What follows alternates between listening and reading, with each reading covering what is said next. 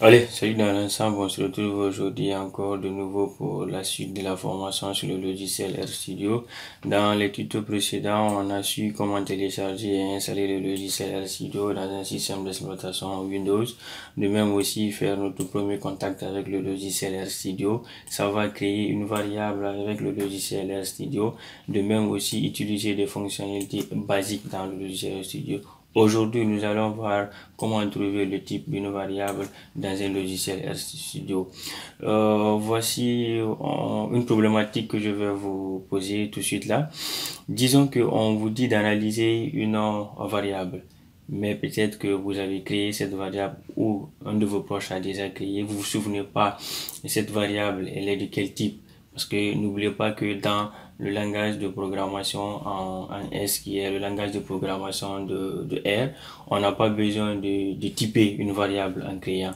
Donc ça prend n'importe quel type de variable en créant en fonction de l'assigner quelque chose et ça prend directement. Donc on est censé maintenant connaître le type de cette variable avant de l'analyser. Imaginons que vous souhaitez effectuer un traitement sur un nombre, il serait très utile de savoir si la variable est un nombre ou pas, sinon vous allez avoir des erreurs de syntaxe. Voici que j'ai déclaré ici une variable, je l'ai assignée 2, mais ignorons que vous ne connaissez pas la valeur de D là complètement, et je vous dis maintenant de faire des analyses statistiques maintenant sur la variable A. Mais vous ne savez pas, est-ce que cette variable A elle est de type numérique, est-ce que c'est une chaîne de caractères, ou bien oui c'est de type logique. Et si vous vous rappelez, logique là, on a vu ça en détail lorsqu'on voyait les opérations arithmétiques, des relations et de même aussi de type logique. Donc tout ce que je suis en train de décrire ici en littérature, on va essayer d'ouvrir le logiciel RStudio et on va faire quelques exemples dedans. Je vais déclarer une variable, je l'assigne une valeur et on vérifie au fil du temps pour voir ce que ça donne. Donc déjà le logiciel se charge. Bon, c'est déjà maintenant prêt à être utilisé. Donc j'agrandis comme pour avoir le maximum de largeur ici et je tape encore CTRL L pour complètement effacer. Je déclare une variable A et je l'assigne un nombre, j'ai dit 16,4 comme ça et je l'assigne ça. Maintenant, cette variable qu'on vient de déclarer la variable A, on l'a assigné, l'affecté un nombre décimal, mais on ignore, peut-être vous allez ignorer dans la tête une supposition qu'on ne connaît pas la valeur qu'on l'a assignée. Donc on va essayer maintenant de se poser la question, de demander la variable, c'est quel type. Donc pour ce faire, je vais dire est-ce que d'abord pour la première des choses, c'est une variable en chaîne de caractères ou pas. Donc je tape, je fais rentrer comme argument de la valeur, je tape ça, on me dit que non, que c'est faux, false. Donc ça veut dire que c'est pas une variable en chaîne de caractères. Encore, je peux demander, est-ce que c'est une variable cette fois-ci de type logique? Je fais rentrer ça aussi, je tape la valeur de la variable, je tape, on me dit encore que c'est faux. Maintenant, je regarde aussi l'autre option, est-ce que c'est de type encore numérique? Là, oui, ça tombe pique. Oui, et c'est vrai que c'est de type numérique. Mais numérique, est-ce que c'est un nombre aussi entier ou bien décimal? Je ne sais pas. Donc, je vais aussi essayer de cerner ça. Je dis, est-ce que c'est un nombre entier? Mais la fonction, ça, pour savoir que si c'est un nombre décimal, on fait appel à double. Je fais rentrer encore la variable, je tape A. On me dit que c'est vrai. Oui, c'est un nombre décimal.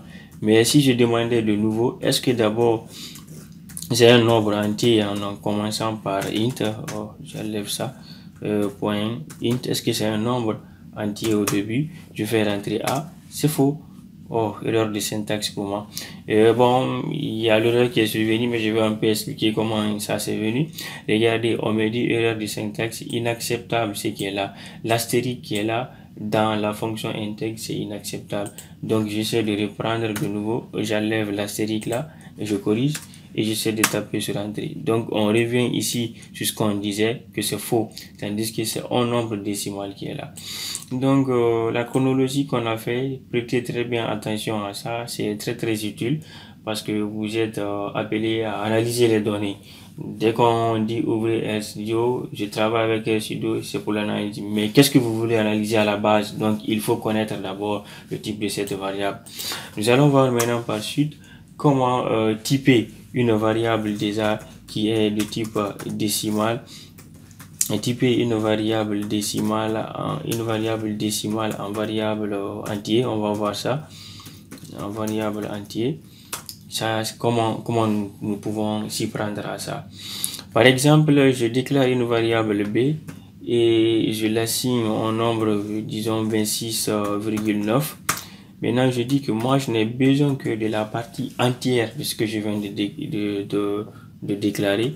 Donc, je dis int, je fais rentrer, la variable c'est b, je tape, on me donne comme réponse la partie entière seulement, la partie décimale non.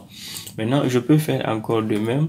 Je dis cette fois-ci, mais j'ai plutôt besoin de la variable même qui est un nombre décimal, c'est de ça que j'ai besoin. Donc je tape B, ça on me donne encore la variable entièrement. Donc tout ce qu'on a vu ici comme syntaxe dans la console, et voici ça ici devant vous. Je vais vous mettre ça dans le lien de la description de la vidéo. Vous aurez la possibilité de télécharger et pouvoir utiliser vous-même ces codes qui sont là. Donc c'est ce que j'avais à vous présenter aujourd'hui. Si ce tutoriel vous a apporté quelques informations ou vous avez trouvé un peu plus utile, n'oubliez pas de vous abonner sur ma chaîne YouTube et pourquoi ne pas activer la cloche pour avoir de nouvelles notifications sur la suite de la formation et de même encore à partager. Donc sur ce, je vous quitte et on se retrouve pour la suite. Allez, merci, ciao.